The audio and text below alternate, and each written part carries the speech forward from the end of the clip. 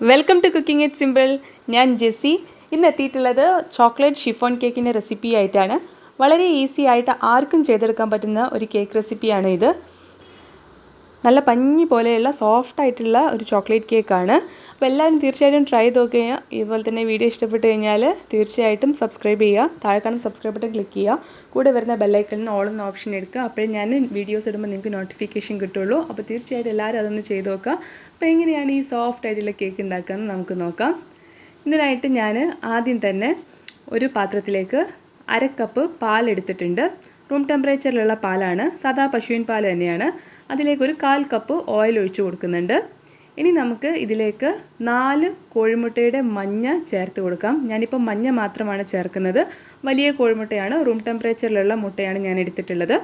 അതിനുശേഷം ഞാനിതിലേക്ക് 1/2 teaspoon vanilla essence ചേർത്ത് കൊടുക്കുന്നുണ്ട്. മുട്ടയുടെ മണം ഒന്നും ഇല്ലാതിരിക്കാൻ വേണ്ടിയിട്ടാണ്.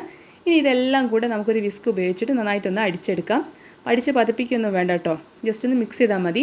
ഒരു അരിപ്പയിലൂടെ 1/2 കപ്പ് മൈദയും അതുപോലെ തന്നെ 1/4 കപ്പ് കൊക്കോ പൗഡറും കൂടെ ഞാനിതിലേക്ക് ചേർക്കുന്നുണ്ട്.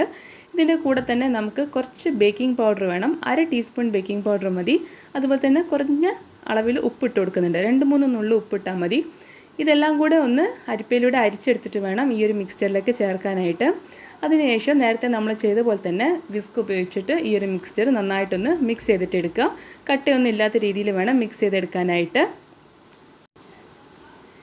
ഇനി നമ്മൾ ഇപ്പോൾ എടുത്ത് വെച്ചിട്ടുള്ള മുട്ടയുടെ മഞ്ഞയില്ലേ, അതിൻ്റെ തന്നെ മുട്ടയുടെ വെള്ള ഉണ്ടാവുമല്ലോ, 4 കോഴിമുട്ടയുടെ വെള്ള, അത് ഞാനൊരു ബൗളിൽ എടുത്തിട്ടുണ്ട്. ഇതിലേക്ക് 1/2 കപ്പ് പഞ്ചസാര കുറച്ചായിട്ട് ഇട്ടിട്ട് നന്നായിട്ട് അടിച്ച് പതിപ്പിച്ചിട്ട് എടുക്കുക. നല്ല സ്റ്റിഫ് പീക്സ് ആവുന്നത് വരെ അടിച്ച് പതിപ്പിച്ചിട്ട് എടുക്കണം. നല്ല വൈറ്റ് കളറിൽ നല്ല സ്റ്റിഫ് ആവുന്ന വരെ തന്നെ ചെയ്തെടുക്കുക. ഈ ഒരു പാകത്തിലാണ് മുട്ടയുടെ വെള്ള പതിപ്പിച്ചെടുക്കേണ്ടത്.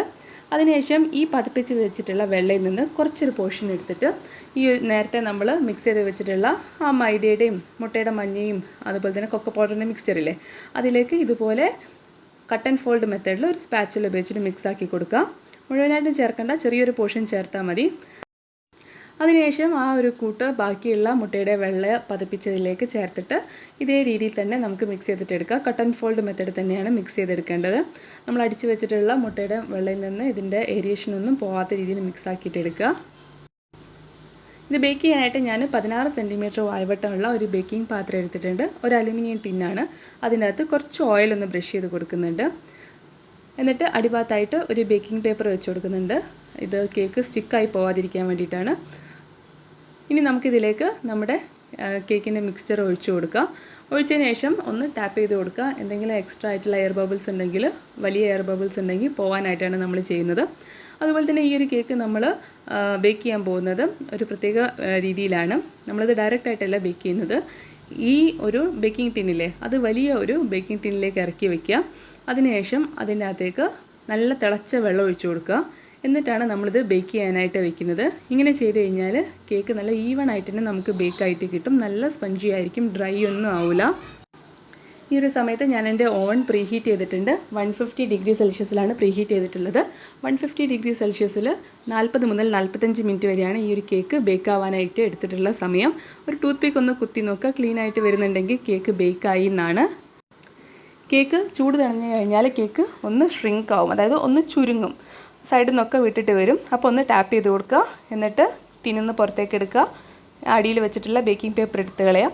നല്ല സ്പഞ്ചി ആയിട്ടുള്ള മോയ്സ്റ്റ് ആയിട്ടുള്ള കേക്കാണ്. അപ്പോൾ എല്ലാവരും തീർച്ചയായിട്ടും ഇതൊന്ന് ട്രൈ ചെയ്ത് നോക്കുക. വെറുതെയെങ്കിലും ചായക്ക് തന്നെ മുറിച്ച് കഴിക്കാൻ പറ്റുന്ന രീതിയിലുള്ളൊരു കേക്കാണ്.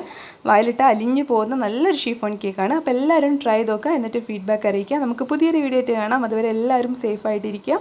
Thank you for watching.